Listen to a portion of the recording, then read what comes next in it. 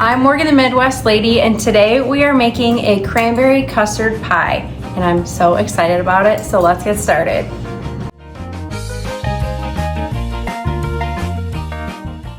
Things can get a little wacky when I'm in the kitchen, so we need to put an apron on because flour and sugar, it could just start flying all over the place, so let's just be prepared.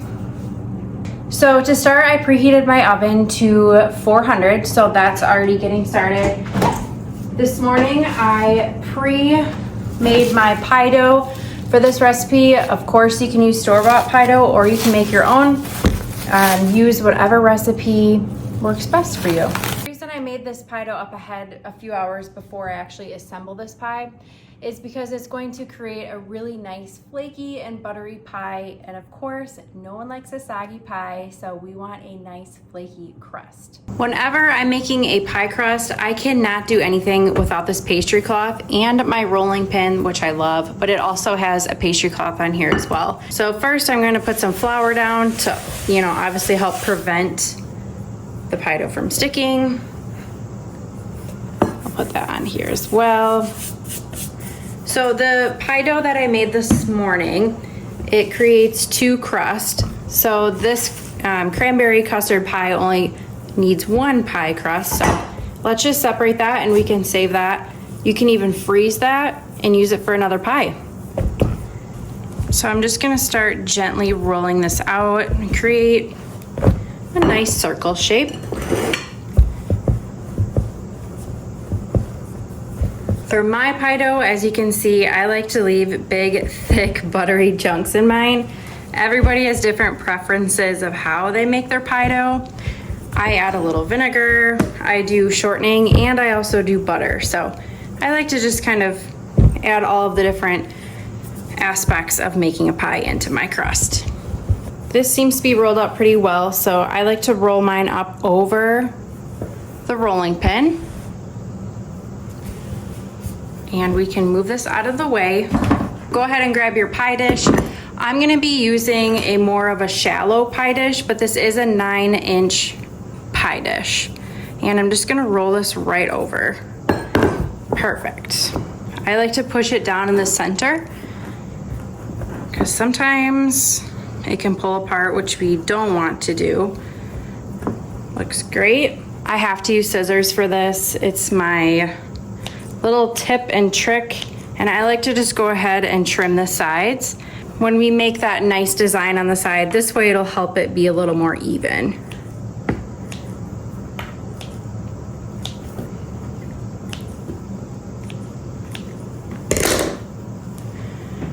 So for me, I like to tuck my dough underneath, which again, this makes it a little nice and thicker crust on the side. It makes it really beautiful.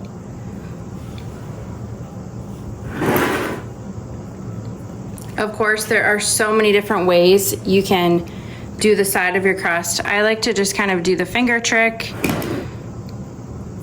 and just put my middle finger and then use my other 2 fingers to press against it to create this look.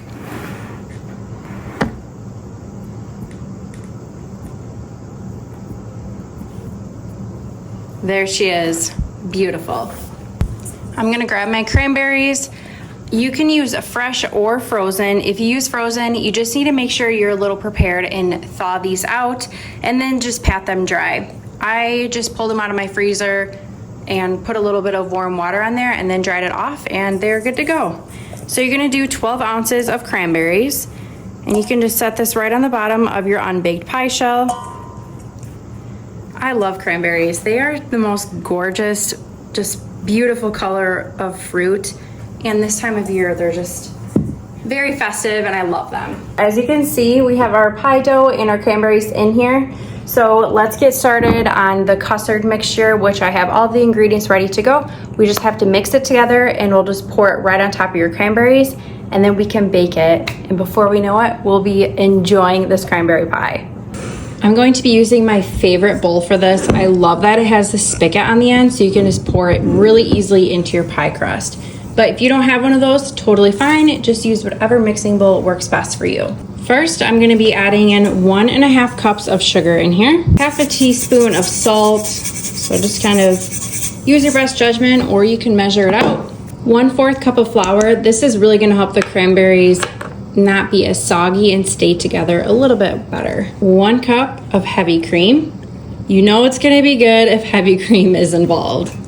So this morning when I was preparing to make this pie, I realized I was out of eggs, which is always a bummer when you're going to bake something.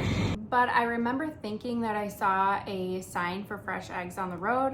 So I grabbed my son, we got in the car, and I was crossing my fingers that there was actually going to be eggs there. I was so excited when I got there. They had the cutest little stand with a refrigerator, $4 for fresh farm eggs, and we were good to go. So I'm really excited. They're so beautiful too. I know, who thought eggs could be so gorgeous, but they really are. Look at all the beautiful like beige colors. I love it. So for this custard, we're going to beat 3 eggs and then we can add it to that mixture we've been working on. So let's do it. When I'm baking something and I'm using eggs, I'm just tossing them in the sink. My garbage is literally right there, but I don't know. Something about just throwing the shells in the sink, it's almost therapeutic. This is my favorite whisk. I love how little it is. It's just perfect for things like this. So let's beat these eggs. Gorgeous. I feel like even the color of the yolk is just like you can tell that they're farm eggs. So now that we have our eggs beaten, let's go ahead and add this to our custard mixture. And to really help bring the cranberry flavors together, we're going to use the zest of a few oranges, or you can use 1 large orange.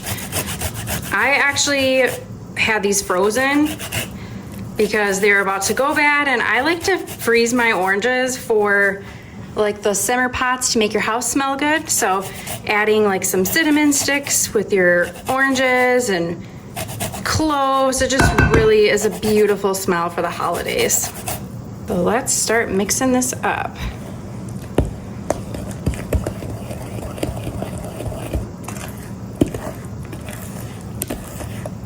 Make sure to scrape the bottom so you get all the sugar and flour.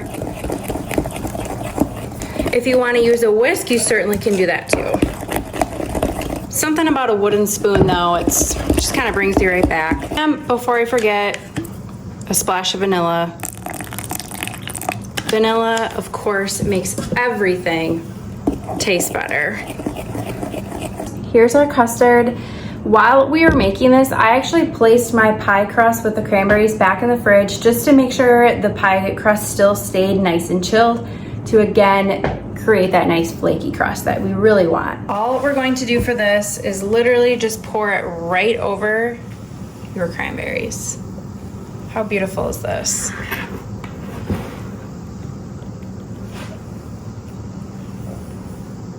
Now, this is everyone's personal preference. Some people like to use an egg wash. I personally always use melted butter for the edge of my pie crust. I think it adds just a ton of flavor because who doesn't like the flavor of butter? And I also think it really helps add the flakiness of the crust. I mean, think about when you make biscuits. The more butter you have, the flakier your crust is. So I've always used butter, but like I said, a lot of people like the egg wash, so just do whatever you're comfortable with. It's time to bake this beautiful pie. We're gonna start it at 400 for 10 minutes, and then we're going to remove the heat down to 350.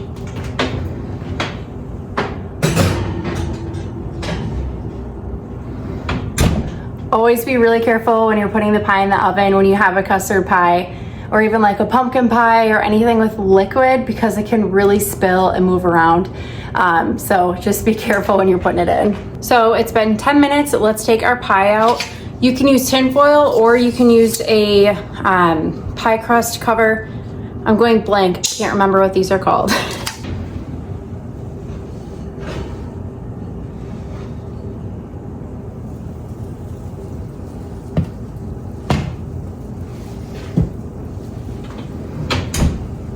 The pie is looking beautiful. I'm gonna use the larger one, and it just sets right on top. These are so nice because they don't mess with your pie crust. You don't have to finagle with the tin foil. But again, if you don't have a pie crust cover, it's not a big deal whatsoever. Just put some tin foil on there. So now we're going to bake this for an additional 40 minutes or so, or until the center is just slightly jiggly. But in the meantime, I'm gonna clean up this kitchen, pet my dog, hang out with my cat while my son naps, and enjoy just the quietness of my home right now. In Wisconsin, it's like a rainy 45-degree day. I've already decorated my home for Christmas, which I know for some people can be a little triggering, but for me, it's just easier with my kids. They love Christmas. I love Christmas. My husband loves Christmas. It's just a very fun time of year for us. I have a lot of Christmas decorations. I'm pregnant right now and just so tired, so I figured let's just get it over with. Not over with because it's fun, but I spent about a week putting everything out, just taking my time, so now I can finally enjoy it. So we'll see you in 40 minutes when this pie is done. It's been 35 minutes, so let's get this pie out.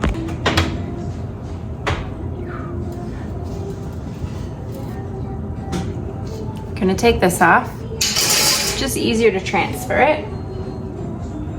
As you can see, it's slightly jiggly, which is perfect. I'm gonna let this cool at room temperature for at least an hour, and then I'm gonna pop it in the refrigerator until we are ready to serve this tonight. It's gonna be tough to wait hours to eat this, but I think we can do it. Okay, our pie's been chilling for a few hours, so let's cut into it and have ourselves a slice. I'm so excited for this pie. I've been waiting for it all day. So here it is. Oh, looks so amazing. So let's give it a taste test. So you can see the custard, cranberries right on top, a little bit of whipped cream. Amazing.